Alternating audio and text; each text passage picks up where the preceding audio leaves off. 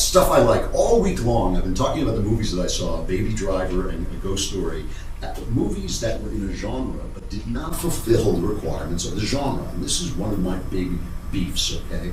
If you want to do something special, new, big with the genre, first, I believe, in order to make a great movie and write a great book, you have to fulfill the requirements of the genre. So if you're going to write a ghost story, it is not enough to be profound, and a ghost story is a really interesting movie and a movie that makes you think, but it's not scary. It's nothing spooky. It doesn't have to be a shocker, but it has no genre effect at all, and I really resented that. Same thing with Baby Driver. It's so stylish, it looks so beautiful, but the plot makes no sense, the crimes make no sense, and ultimately the morality of it doesn't make any sense, so that you lose that thrill that you get from a good heist movie, a good chase movie.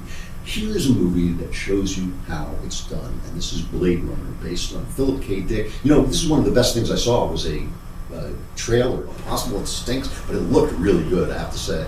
But the thing about this is Blade Runner is, and you got to get the one with the voiceover, because Ridley Scott, who directed it, put out a director's cut, and like all director's cuts, it's worse than the original film. The film with the voiceover was so cool because it was a takeoff from the old Bogart Private Eye movies, except that instead of, well, here's an exchange from The Big Sleep with Bogart and Bacall. Bogart's the detective, the tough guy detective, and here's Bacall. So you're a private detective.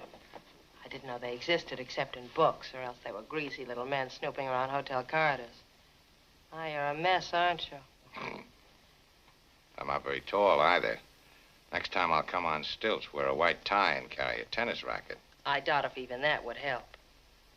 Now, this business of Dad's, think you can handle it for him? It shouldn't be too tough. Really? I would have thought a case like that took a little effort. Not too much. What will your first step be? The usual one. I didn't know there was a usual one. Oh, sure there is. It comes complete with diagrams on page 47 of How to Be a Detective in 10 Easy Lessons, correspondence school textbook, and your father offered me a drink. You must have read another one on how to be a comedian. Hear what I said about the drink? I'm quite serious, Mr. Marlowe. My father's trying to help yourself. So that is the tone of great old-fashioned, tough-talking private detective movies. Blade Runner brings that tone into a story about a guy hunting replicants, people who think that they're people, but in fact are replicants. They're robots, essentially. And he is having this exchange with Sean Young, I think, plays her. And here's the same tone of voice, the same noir detective story, upped into a new level with new ideas. You think I'm a replicant, don't you?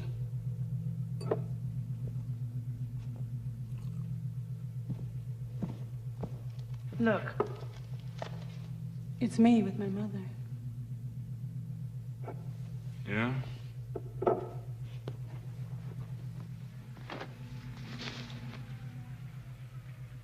Remember when you were 6? You and your brother snuck into an empty building through a basement window. You were gonna play doctor. He showed you his, and when it got to be your turn, you chickened and ran. Remember that? You ever tell anybody that? Your mother, Tyrell, anybody? Huh? You remember the spider that lived in a bush outside your window? Orange body, green legs. Watched her build a web all summer. Then one day there's a big egg in it. The egg hatched. The egg hatched? And? And 100 baby spiders came out. And they ate her.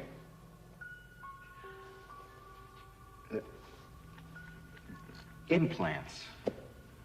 Those aren't your memories. They're somebody else's. So here's my point. Baby Driver is fashionable and stylish, but it's not a good heist movie. Blade Runner is fashionable and stylish, but it is a good noir detective story. The ghost story is interesting and has deep thoughts in it, but it is not a scary ghost story. Blade Runner is interesting, has deep thoughts in it, but it really is a good thriller. It's a really good science fiction thriller. That's how it's done. That's the kind of stuff I like. All right, that's Mailbag Day. Tomorrow we have the great Roger Kimball on, the last defender of high Western culture. Just been fighting the good fight for many years. A really entertaining guy. Be there. I'm Andrew Klavan. This is The Andrew Klavan Show.